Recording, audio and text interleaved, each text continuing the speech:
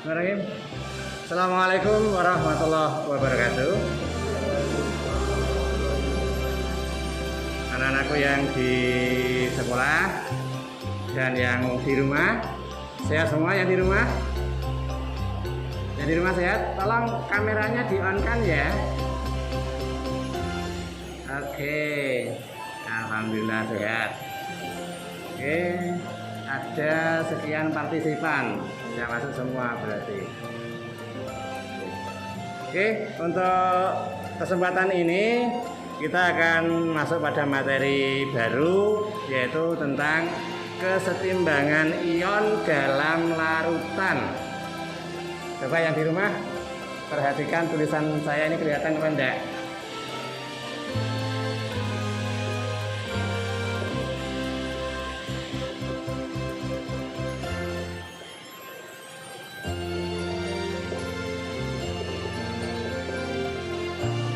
Untuk materi ini nanti yang akan kita bahas yaitu yang pertama tentang asam dan basa, kemudian tentang larutan penyangga, dan yang ketiga tentang kesetimbangan dalam air. Kita mulai dari yang pertama yaitu tentang asam dan basa. Nanti setelah mempelajari konsep tentang asam basa, paling tidak kalian bisa yang pertama memahami atau bisa menjelaskan pengertian dari asam dan basa. Kemudian yang kedua bisa menentukan atau menjelaskan sifat-sifat dari asam dan basa. Yang ketiga nanti kalian bisa menjelaskan reaksi-reaksi yang terjadi antara asam dan basa. Oke, kita mulai yang pertama ya. Yang di rumah siap? Yang di rumah? Oke, yang pertama tentang asam basa dulu. Asam dan basa.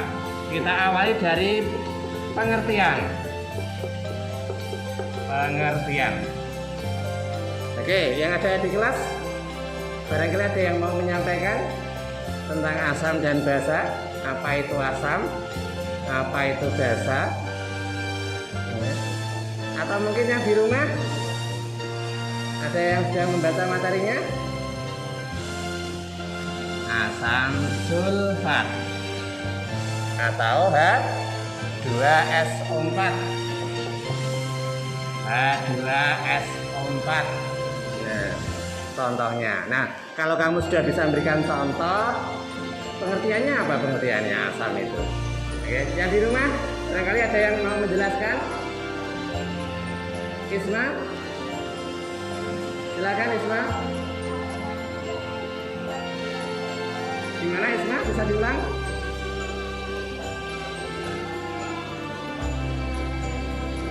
Ya.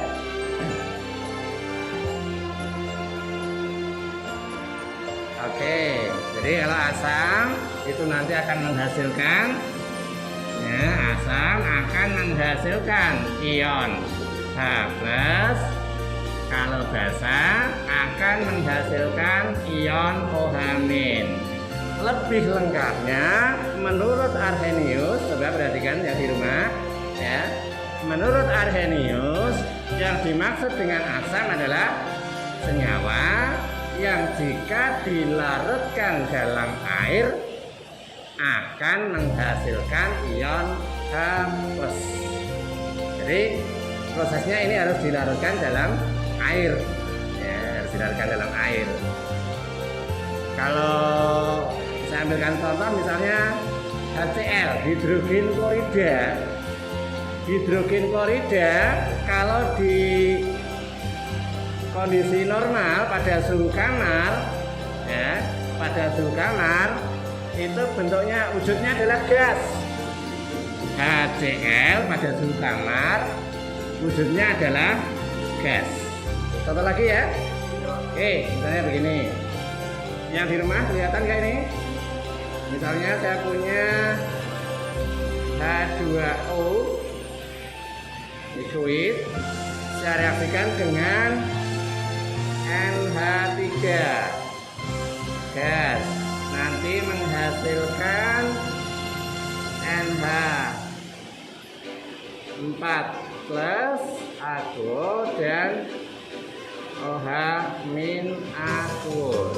Nah, coba mungkin yang di rumah dan yang di sini dari H2O NH3, kalau menurut Bronsted-Lowry mana yang asam, mana yang basa.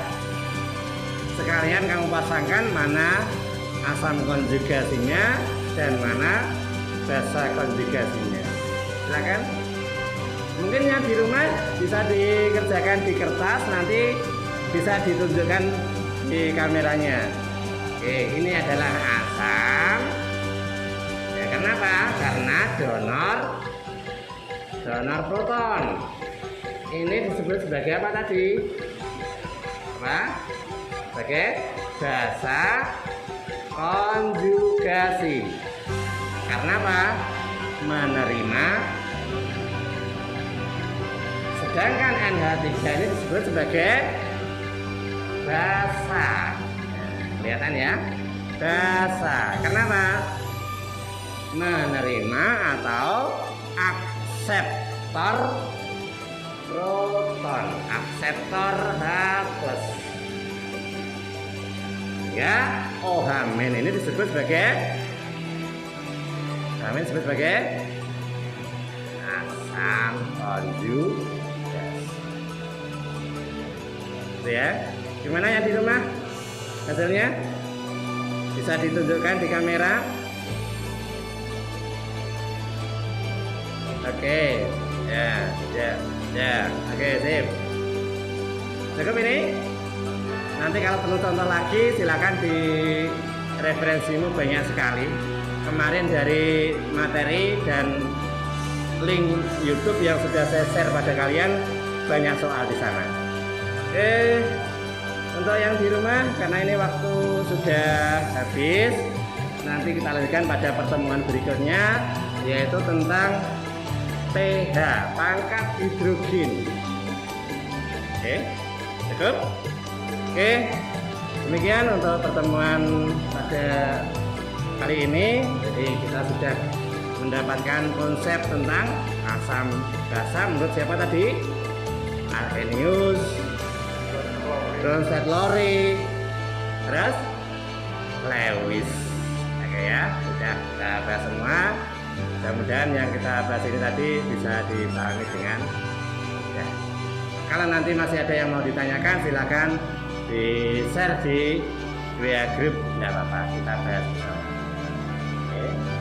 Oke, sampai jumpa pada pertemuan berikutnya. Jaga kesehatan, tidak usah keluar rumah jika memang tidak perlu, ya, supaya COVID-19 ini segera berakhir.